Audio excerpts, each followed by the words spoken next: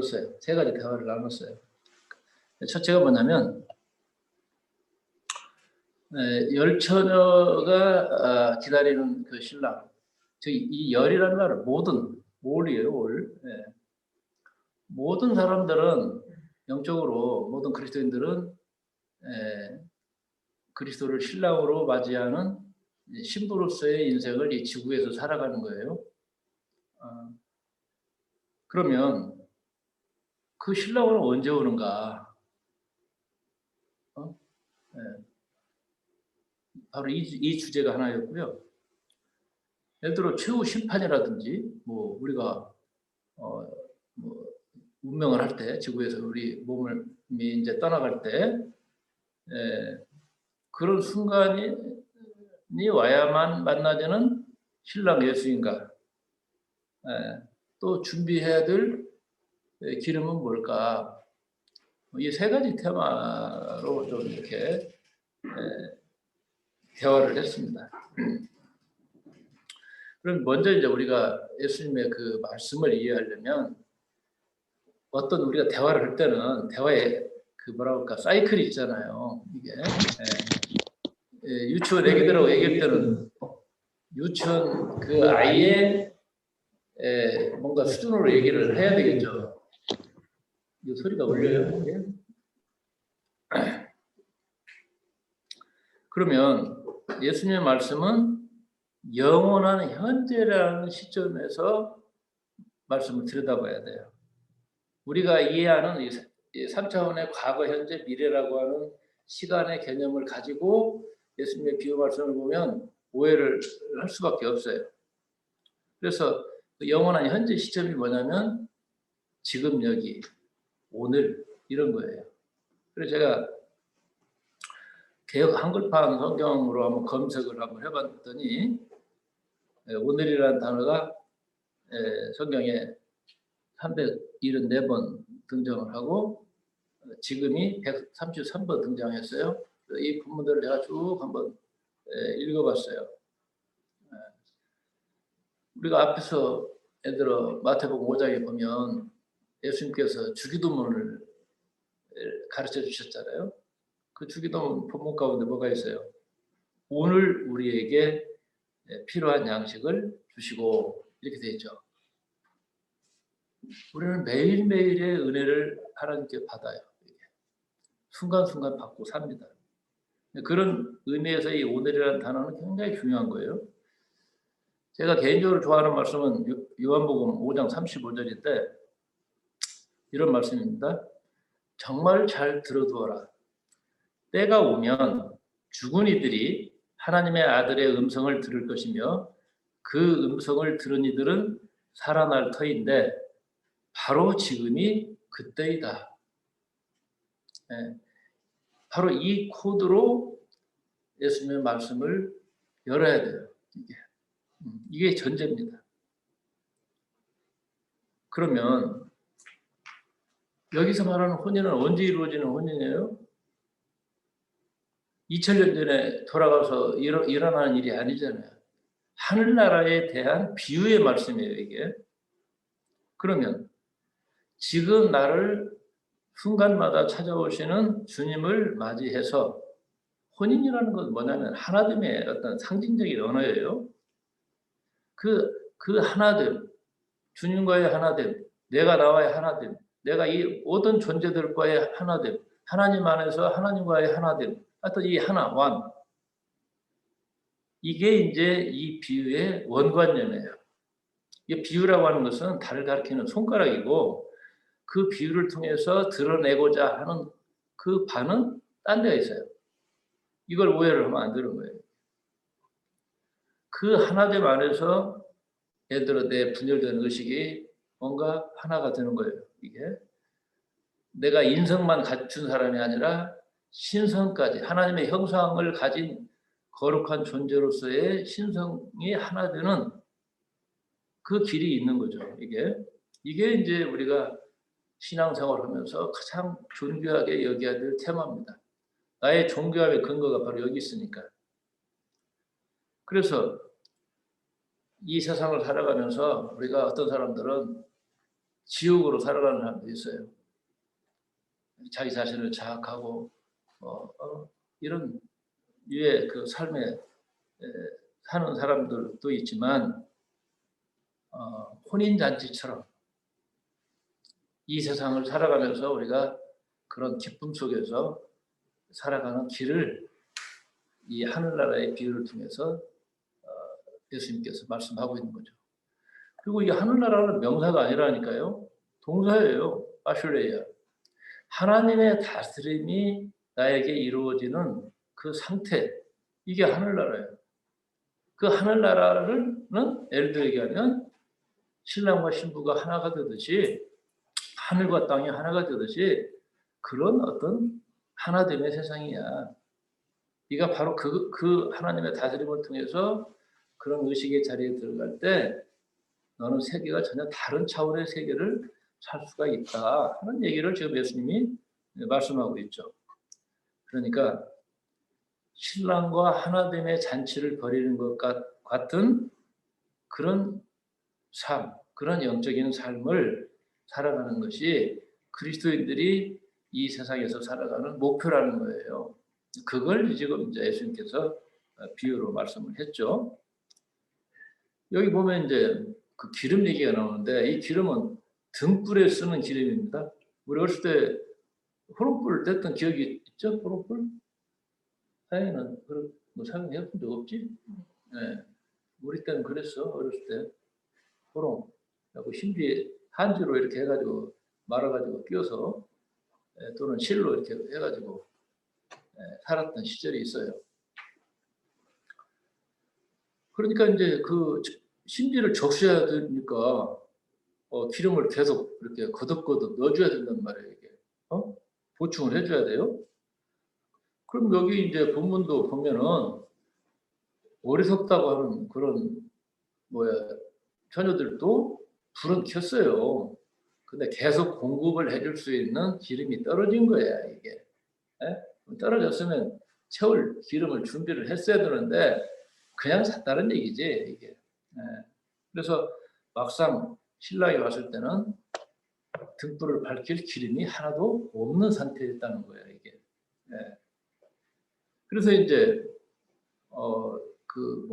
기름을 준비한 처녀들에게 가서 우리 등불이 꺼져가니까 기름을 좀 나눠달라 했는데 매정하게 거절을 당하고 말았다는 거예요 이게. 그러면 예수님의 그 비유 가운데 보면 지혜와 어리석음에 대한 비유들이 여러 번 등장을 하죠. 우리가 앞에서 마태복음 7장이죠. 7장에서 읽었던 지혜로운 사람은 인생을 살아가면서 인생의 집을 어디다 짓느냐면 반석 위에 짓는다. 그런데 어리석은 사람은 언제 무너질지 모르는 그런 모래 위에 비만 오면 무너지는 그런 집을 짓고 산다. 그러니까 내가 볼 때는 마태복음 10장에 있는 말씀이나 열처녀의 비유나 같은 코드예요 이게. 그래서 그 7장 24절에 이런 말씀이 있어요. 지금 내가 한 말을 듣고 그대로 실행하는 사람은 반석 위에 집을 짓는 슬기로운 사람과 같다. 이런 말씀이 있잖아요. 그러면 예수님께서 하신 말씀을 잘 듣고 그 말씀을 실행하는, 실천하는, 행동하는 그게 지혜라는 거예요. 이게 딱 가부좌 들고 앉아서 이렇게 이게 이런 게 아니에요 지금. 그러면 여기서 이제 그 슬기로운 처녀하고 어리석은 처녀가 나오는데 이 어리석음이라고 하는 단어가 헬라어로 모로스라는 단어를 쓰고 있더라고요. 모로스라고 하는 말은 말 그대로 미련하고 둔감하다. 둔감. 그래서 지금 때가 어느 때인지를 모르고 상식 밖의 행동을 하는 사람들이 있잖아요. 그것도 아무렇지도 않게 정말 곰탱이 같은 그런 사람이 바로 이제 모로스예요. 모로스 이게. 그런데 슬기롭다라고 하는 단어는 보니까 이 피루미노스라고 하는 단어를 썼는데 횡격막이라는 단어에서 나온 단어들이란 말이에요. 이게 횡격막. 나 이거 참 내가 감탄했어요. 횡격막. 횡격막이 뭡니까? 우리가 깊은 숨을 쉴 때 이 횡격막 근육이 오르내리면서 몸 안에 진공을 만들어내고 자연스럽게 숨을 많이 이렇게 공기를 빨아들이게 하는 근육이 횡격막이에요. 그런데 이제 수련하면서 보면 특히 서울에서 오래 사신 분들이 보면 횡격막이 움직이는 사람이 드물어. 목으로만 가만가만 숨을 쉬고 살아요. 이런 사람들은 깊은 수련으로 갈 수가 없어. 집중력이 굉장히 떨어져요. 이게. 그래서 어떻게 하면 이 횡격막을 움직이게 할까 해서 내가 구하는 것이 마음봉, 조그마한 봉을 등 척추 중심에 놓고 힘 빼고 놓으면 어쩔 수 없이 횡격막이 움직이게끔 그걸 제가 고안을 하기도 했습니다. 그러니까 횡격막이 움직여야만이 우리가 숨을 제대로 쉴 수가 있어요. 이게. 그리고 이 횡격막이 의미하는 바는 뭐냐면 내면을 말하는 거예요. 내면에 의식을 두는 것. 이성을 밖으로만 쓰는 판단 분별하는 이성이 아니라 나의 내면을 살피는 이성으로 쓰는 거예요. 즉 나의 횡격막을 알아차리는 것이지 움직임에 대해서. 그래서 참 말을 만들어내는 사람들이 참 대단하다라는 생각을 특히 한문이라든지 이런 거 볼 때 생각이 되죠. 우리 한글도 마찬가지지만 지혜라고 하는 것은 건강한 이성을 바탕으로 하는 내적인 통찰력이다. 이렇게 정의를 할 수 있다면 그 통찰력은 어디서 나와? 내 깊은 숨, 여기에서 나오는 거예요. 이건 동서양의 모든 영적 스승들이 다 얘기하는 거예요. 숨 쉬는 거에 대해서.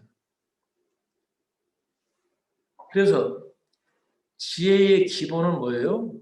막 들떠가지고 돌아다니는 사람은 지혜를 얻을 수가 없어요. 고요해져야 돼. 그 고요해진다는 건 뭐예요? 자기 숨에 대해서 깨어있는 것이고 자기 호흡의 실력을 깊게 하는 거예요. 그래서 여러분들한테 그동안 강의를 했던 게 뭡니까? 이 숨 들이쉬어가지고 숨이 나가는 끝까지 해서 한 최소 1분은 해보자. 1분. 사람들은 5초 호흡도 못해요. 헐떡거려. 이게 목에서만 숨이 왔다 갔다 하니까. 그런데 숨을 깊이 들이쉬고 멈추고 숨을 내쉬고 이 시간을 예를 들어 2분 할 수 있다면 전혀 다른 세상을 사는 거예요. 특히 제가 머리형으로 머리형 6번 가운데 폐쇄공포증 뭐 이런 거 있는 분들 정지 호흡 수련해서 1분 넘어가면 언제 그랬냐 해요. 그러니까 영성의 길을 가는 사람들한테는 이 숨이라고 하는 것이 그만큼 중요한 거예요. 이게 지혜의 핵심입니다. 붓다도 자기 숨을 관찰하면서 대각을 했어요. 그래서 우리가 숨의 실력을 길러야 머리로는 이거 아닌데 하면서 끌려가는 것을 막을 수가 있는 인생의 브레이크가 걸리는 거죠. 이게. 자, 지혜라는 말이 횡격막이라는 단어에 근거를 두고 있다. 이거 참 너무 놀라웠어요. 감동이었습니다. 자, 인간에게 악은 어떻게 생기는 거예요? 어리석을 때 생기는 겁니다. 그렇죠? 슬기롭고 생각이 깊은 분들이 막 악을 저지르겠어요? 나쁜 일을? 남에게 해코지 하겠습니까? 그러잖아요. 악을 행하는 사람들은 기본적으로 어리석음에 있는 거예요. 이건. 그래서 영성과 신성의 길을 가는 사람들은 곧 지혜의 길을 가는 사람들이에요. 고요히 앉아서 자기를 성찰할 수 있는 사람, 자기의 내면을 보는 사람, 자기 자신의 횡격막의 근육의 움직임을 관찰할 수 있다면 그 사람은 이미 지혜의 세계로 들어간 사람입니다. 바로 그게 이제 슬기로운 처녀의 속성 뭡니까? 상황 파악을 잘하는 여자가 슬기로운 다섯 처녀였잖아요. 이 본문을 보면 이게. 그러나 어리석은 사람은 지금 이 상황이 어떤 상황인지를 몰라. 신랑이 오면 당연히 뭐 등포를 준비해서 맞이하러 가야 되는데 기름도 없이 잠을 자. 이건 그만큼 자기 상황에 대해서 깨어있지 못한, 분별하지 못하는 그런 어리석음이라는 것이죠. 그래서 그냥 대충 아무렇지도 않게 생각하고 성의 없이 살다가 어떤 결정적인 때가 왔을 때 후회하는 인생을 살면 안 된다. 이런 말씀 아니겠어요, 이게? 며칠 전에 어떤 분이 찾아왔어요. 그분이 이런 말을 했어. 자기는 아침에 깨어날 때 이런 생각을 한대요. 하늘이 나에게 오늘이라는 새로운 도화지를 주셨구나. 이렇게 생각을 한다고. 참 도화지라는 말이 마음에 와닿았습니다. 저한테도. 하나님은 공평하셔요. 우리가 각자의 삶은 다 다르고 처지가 다르고 그러지만 도화지 주시는 것은 똑같아. 그렇죠? 그 도화지에 어떤 컬러로 어떤 그림을 그리느냐 하는 것은 내가 그려야 되는 거예요. 누가 그려줄 수 없잖아요. 오늘이라는 내 삶을 내가 사는데 어떻게 합니까? 대신 살아줄 수 있는 사람은 아무도 없잖아요. 그런 의미에서 나의 기름을 팔 수가 없는 거야. 내 인생을 어떻게 팔아? 내 꿈을 어떻게 팔고, 내 믿음을 어떻게 팝니까? 이것은 각자의 몫이겠죠, 이게? 그래서 이제 쉽게 생각하시는 분들은 이게 비유인지를 모르면 아니 지혜로운 처녀라고 하면서 기름을 좀 달라고 하는데 딱 주면 되지 말이야. 왜 안 줄까? 이거 굉장히 이기주의자들 아니야 이거? 이렇게 이해하죠. 그러나 이것은 비유예요. 만약에 그게 나쁜 거라고 했다면 예수님께서도 뭔가 한 말씀 하셨을 텐데 언급 안 하셨어요. 그러잖아요. 그냥 지나가셨어. 그래서 기름이라고 하는 것은 각자가 각자의 삶의 과제를 어떻게 성실하게 이루어 가는가, 또 이루어 왔는가 하는 총체적인 내용에 대한 상징적인 언어가 기름이다. 이렇게 해야지. 물질 기름이라고 해버리면 이건 비유하고는 전혀 그 거리가 멀어진다. 이렇게 생각이 듭니다. 자, 예를 들어 이 기름을 사랑이라고 해봐요. 어거스틴은 사랑이라고 했으니까. 예를 들어 얘기하면 자, 사랑. 내가 내 자신을 사랑하고 또 그 사랑으로 깨어나서 다른 사람들에 대한 뭔가 사랑의 실천을 해왔다면 그것을 어떻게 다른 사람들한테 팔 수 있겠어? 줄 수 있겠어요? 그건 없잖아요. 네. 그래서 지금 이 순간순간 일어나고 있는 일들을 현명하게 대처해왔냐? 어리석게 대처해왔냐? 이건 우리가 다 이 두 가지를 다 경험하고 살고 있잖아요. 네. 중요한 것은 이 현명하게 대처해온 나의 그 삶이 내가 이 지구를 떠날 때 또는 어떤 예를 들어 직장 근무하다가 그만두고 나서 사람들이 그렇죠. 더 열심히 좀 해볼 걸. 뭐 학교에서 내가 아이들에게 좀 더 많은 사랑을 줄 수 있었는데 왜 그랬을까? 이런 마음도 다 있잖아요. 즉 마지막 결정적인 순간에 가서 후회하는 사람들의 특징이 뭐예요? 지혜롭지 못했고 뭔가 성심을 다하지 못했고 이런 부분에 대한 안타까움이 있잖아요. 이게 그런 후회를 하는 사람들이 얼마나 많습니까? 그런 인생을 살면 안 된다 하는 내용을 지금 여기서 얘기하는 거예요. 그래서 제가 마태복음 25장을 내가 이제 오랫동안 이렇게 보니까 이 세 가지 주제가 나오잖아요.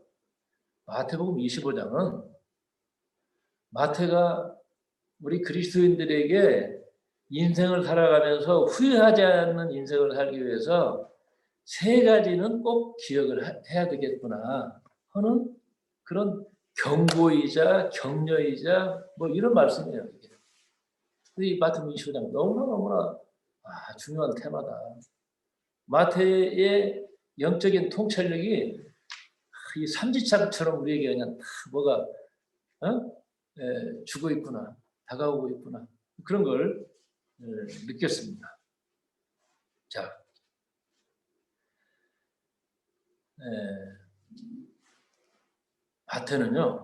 마태가 강조하는 것은 아까 그 반석 위에 집을 짓는 사람 그 비유처럼 예수님을 믿는다라고 하는 믿음은 관념으로 가서는 안 된다는 거예요. 철저하게 실천이야. 예수님의 말씀을 이해하고 실천하는 거 이게 중요한 거예요. 그 실천의 기회는 순간순간마다 우리에게 찾아오고 있다. 이거예요. 이 점에서 바울과 마태는 완전히 좀 다르구나 이런 생각을 하게 됐어요. 마태는 철저하게 예수님의 말씀과 실천 여기에 포커스가 있어요. 믿음으로 믿는다라고 하는 내 생각이 구원에 이르게 한다. 이건 발도 못 붙여요. 그래서 이 마태는 이 부분에 대해서 불화살처럼 명확하게 아예 그냥 그 뭔가 내리꽂는 그런 말씀을 25장 세 번째 주제인 최후 심판에서 나오는 거예요. 최후 심판에서 구원받은 사람들은요, 예배당 다녔다는 말 이런 것이 등장하지 않아요. 삶의 순간순간마다 내가 언제 주님이 목마를 때 내가 물을 드렸고 뭐 이런 얘기 나오잖아요.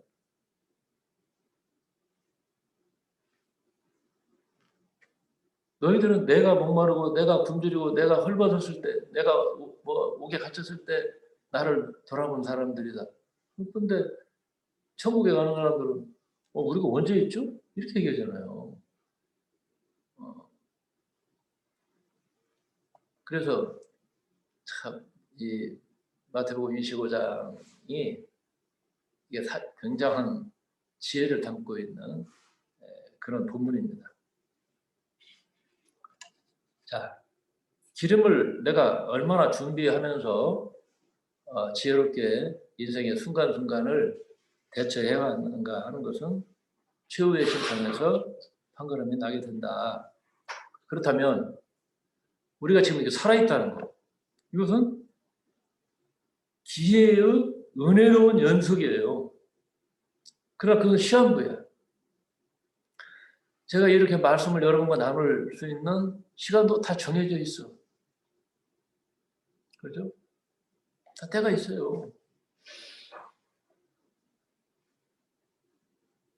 학교에 직장도 마찬가지잖아요. 그렇죠? 네. 다 때가 있는 거예요. 정해져 있다니까. 그것을 최후 심판이라는 단어로 표현을 한 거죠. 그래서 우리는 지나간 과거를 순간순간마다 내려놓고 지금 이 순간을 내가 기쁨으로 채우는 것, 말씀을 실천하는 기회로 삼는 것, 그걸 붙잡는 것, 이게 중요하다는 거예요. 그런데 결정적인 순간을 놓쳐버렸어. 신부가 신랑을 기다리는 것이 중요하잖아요. 그러면 그러기 위해서 결정적으로 준비해야 될 것을 놓쳐버리듯이 그렇게 삶을 살아서는 안 된다 하는 비유의 말씀이죠. 그래서 바로 그러한 사실에 대해서 무지하고 게으르면 인생의 마지막 순간에 빈손만 남게 되는 그런 삶을 살게 되는 거야. 이 얘기죠. 그 어리석은 처녀들은 이제 신랑이 왔어. 그 신랑이 왔다는 것은 내가 죽음의 순간일 수도 있고, 그러죠? 이제 그런데 그때사 기름집에 가가지고 한밤중에 기름집이 문 열었겠어요? 문도 열지도 않은 기름집의 대문을 두드리면서 후에 막심한 그런 인생이 되어서는 안 된다 하는 경고를 이렇게 비유로 하신 말씀이에요. 이걸 그대로 왜 기름 안 나눠줬어? 이렇게 해버리면 이건 좀 우리말로 참 거시기한 거죠. 이게. 자, 어떻게 들으셨는지 또 한 번 더 나눠봅시다. 권사님? 대답이 됐는가 몰라.